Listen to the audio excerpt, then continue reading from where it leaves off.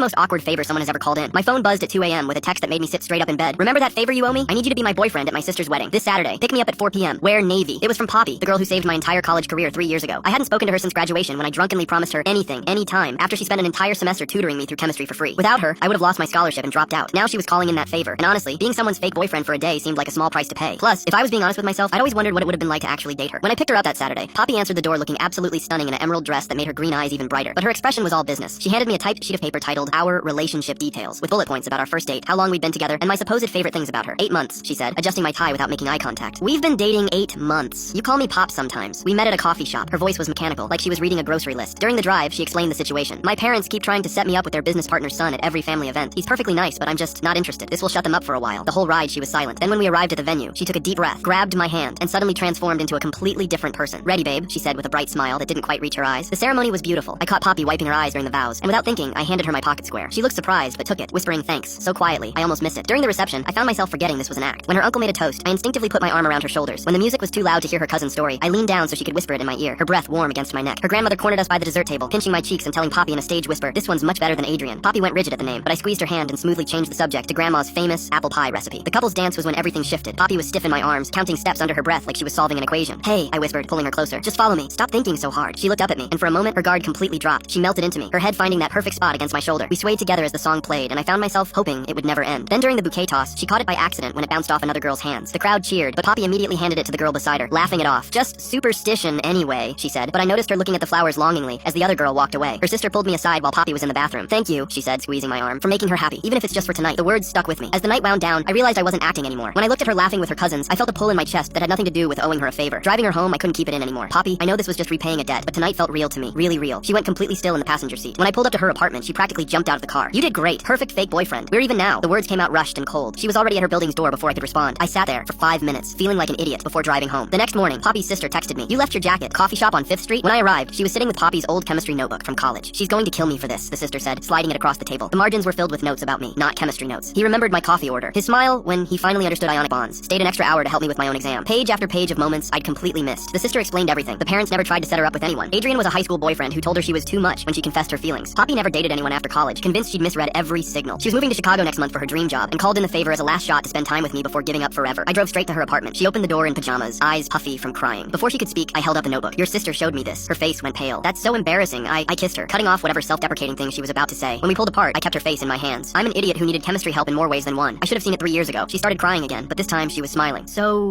what about Chicago?" she asked. I pulled her closer. "I hear it's beautiful this time of year. Plus, I still owe you. The favor was being your boyfriend for a day. Falling in love with you, that's just interest."